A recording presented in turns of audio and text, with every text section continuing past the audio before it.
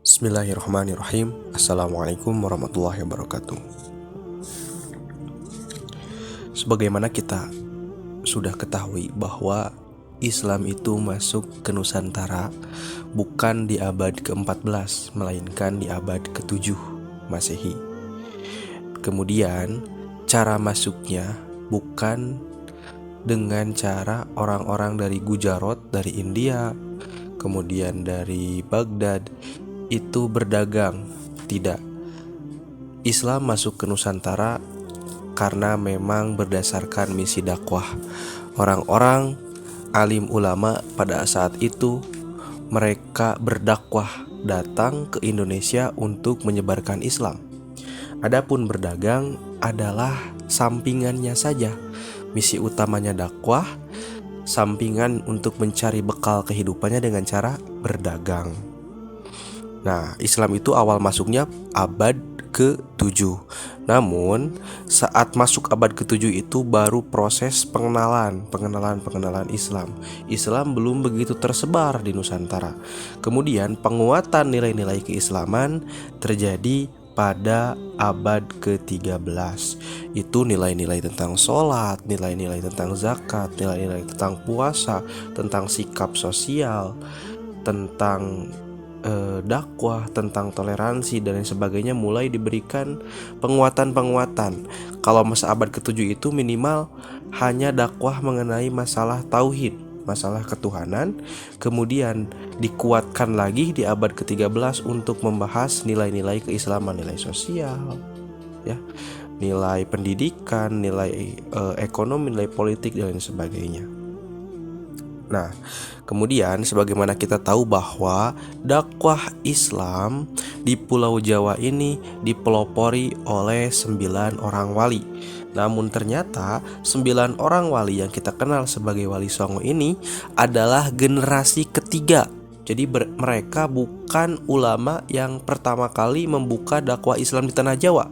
Mereka itu generasi yang ketiga. Sedangkan generasi pertama, yaitu guru-gurunya para Wali Songo ini, bernama Syekh Jumadil Kubro, seorang syekh dari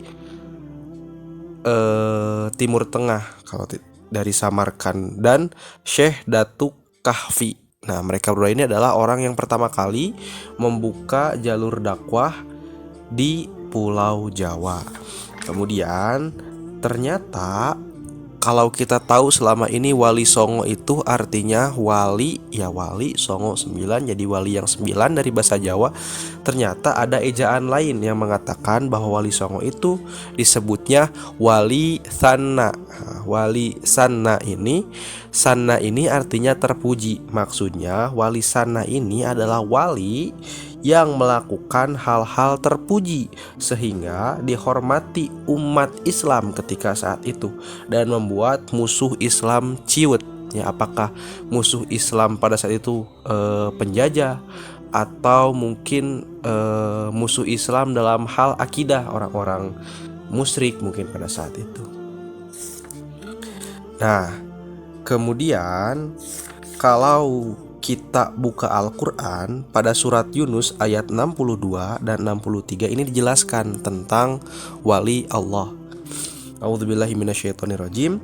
Ala inna awliya Allahi la khaufun alaihim walahum yahzanun alladzina amanu wa kanu yattaqun. Ingatlah, sesungguhnya wali-wali Allah itu tidak ada ketakutan atas diri mereka dan tidak juga mereka merasa sedih. Siapa wali-wali Allah itu? Allazina amanu, yaitu orang-orang yang beriman, wa kanu yattaqun, dan keadaan mereka ada dalam keadaan takwa pada Allah Subhanahu wa ta'ala. Nah, Wali Songo ini adalah 9 orang pelopor yang mendakwahkan Islam di tanah Jawa. Dimulai dari yang pertama, yaitu Maulana Malik Ibrahim. Nah, ini disebut sebagai Sunan Gresik. Nah, Sunan Gresik ini wali pertama yang datang ke tanah Jawa. Beliau adalah keturunan ke-22 dari Nabi Muhammad SAW. Sebetulnya Maulana Malik Ibrahim ini berasal dari Azerbaijan. belajar di Mesir ketika itu. Ketika ia belajar di Mesir, ia membuka catatan perjalanan Ibnu Batutah yang Ar-Rihlah. Nah, setelah dia membaca Ar-Rihlah, dia merasa tertarik untuk datang ke Nusantara. Sebab Ibnu Batutah menggambarkan dalam Ar-Risalah bahwa ada satu negeri di daerah timur. Nah, di sana ada satu kerajaan namanya Samudra Pasai dengan Raja Sultan Malik Az-Zohir. Raja Sultannya ramah, kemudian penduduknya ramah-ramah, penduduknya baik-baik. Kemudian rata-rata mereka itu bertani, mereka jadi nelayan dan lain sebagainya. Setelah membaca tulisan itu, Maulana Malik Ibrahim kemudian tertarik dan akhirnya datang ke Indonesia. Perjalanannya dari Mesir ke Indonesia membutuhkan waktu 2,5 tahun. Nah, ketika datang ke Indonesia, ternyata di Gresik saat itu sedang terjadi perang saudara di kerajaan Majapahit, sehingga terjadi krisis ekonomi. Rakyat kelaparan, rakyat kesulitan, rakyat gak punya uang. Akhirnya setelah datang, Sunan Gresik ini punya ide bagaimana supaya orang-orang ini mau ikut masuk Islam, mau belajar tentang Islam.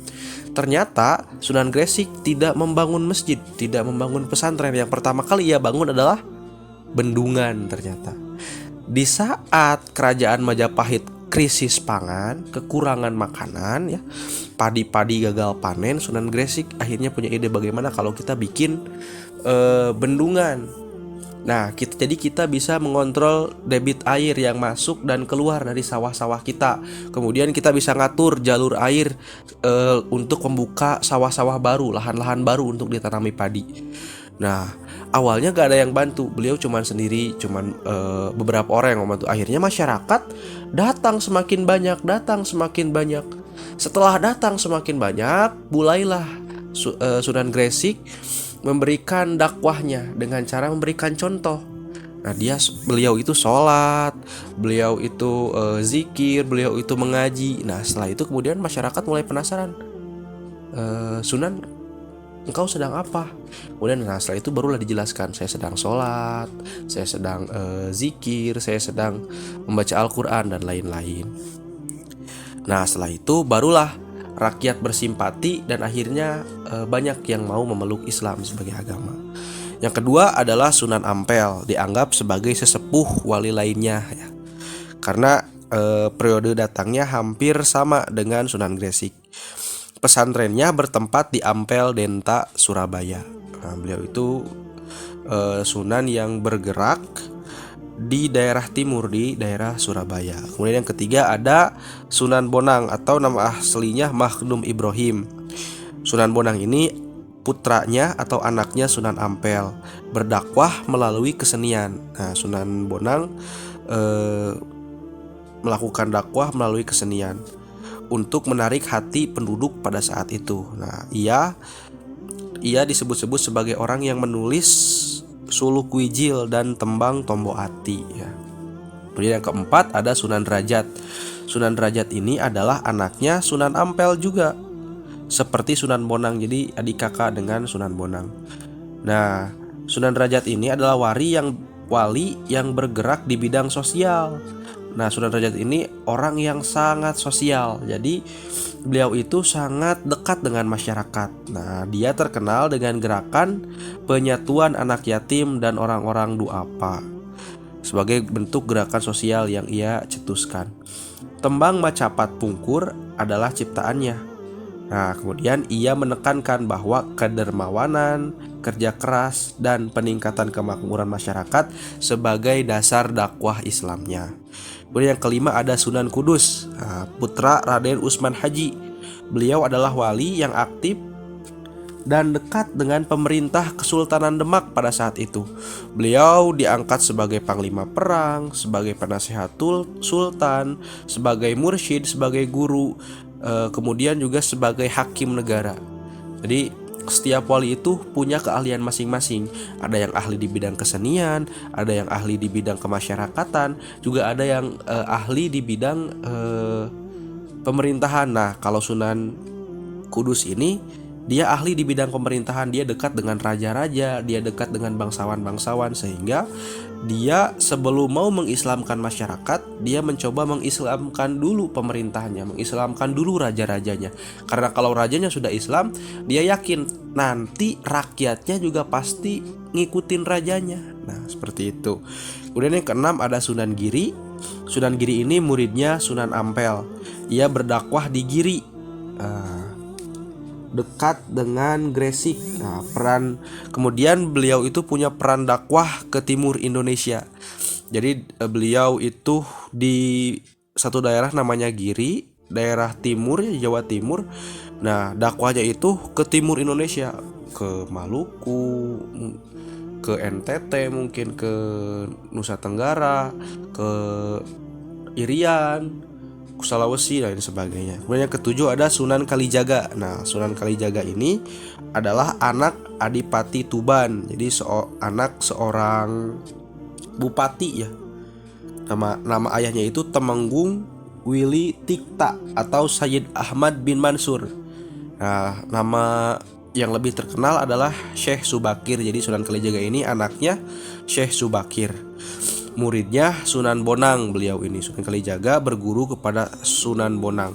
Dia itu salah satu wali yang berdakwah dengan animasi pertama di dunia.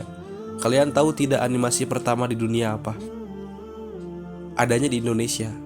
Ya, animasi pertama di dunia adalah wayang kulit. Nah, Sunan Kalijaga ini berdakwah dengan wayang kulit. Ada banyak cerita-cerita yang sudah dongeng-dongeng yang sudah tersebar dan populer di masyarakat pada saat itu. Ia ubah, ia sisipi nilai-nilai keislaman, nilai-nilai ketauhidan, nilai-nilai untuk menyembah Allah Subhanahu wa taala, nilai-nilai untuk beribadah kepada Allah, nilai-nilai untuk berbuat baik kepada sesama dan lain sebagainya. Sehingga dakwahnya maju melesat. Karena saat itu orang Indonesia hiburannya apalagi kalau bukan wayang, kan TV belum ada saat itu, handphone apalagi, internet apalagi. Nah, jadi hiburan wayang itu hiburan yang paling ditunggu-tunggu. Dan kebetulan Sunan Kalijaga ini seorang dalang, orang yang bisa memainkan wayang. Nah, wayangnya itu kemudian disisipi nilai-nilai keislaman supaya orang-orang semakin simpati, semakin tertarik kepada agama Islam. Kemudian yang kedelapan ada Sunan Muria. Nah, kalau Sunan Muria ini anaknya Sultan Kalijaga. Beliau sama dakwahnya seperti ayahnya, kemudian mendirikan pesantren dan lain sebagainya.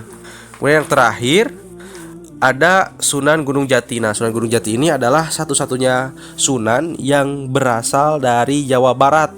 Nah, berdakwah beliau itu di tanah Pajajaran saat itu, di kerajaan Pajajaran yang rajanya itu Prabu Siliwangi. Nah, kemudian dakwahnya itu berpusat di tanah Cirebon. Nah, setelah itu Sunan Gunung Jati ini punya anaknya bernama Maulana Hasanuddin. Nah, kemudian nanti akan diceritakan bahwa anaknya Sunan Gunung Jati ini menjadi Raja Banten. Maulana Hasanuddin ini berhasil mengembangkan kekuasaan dan menyebarkan agama Islam di Banten.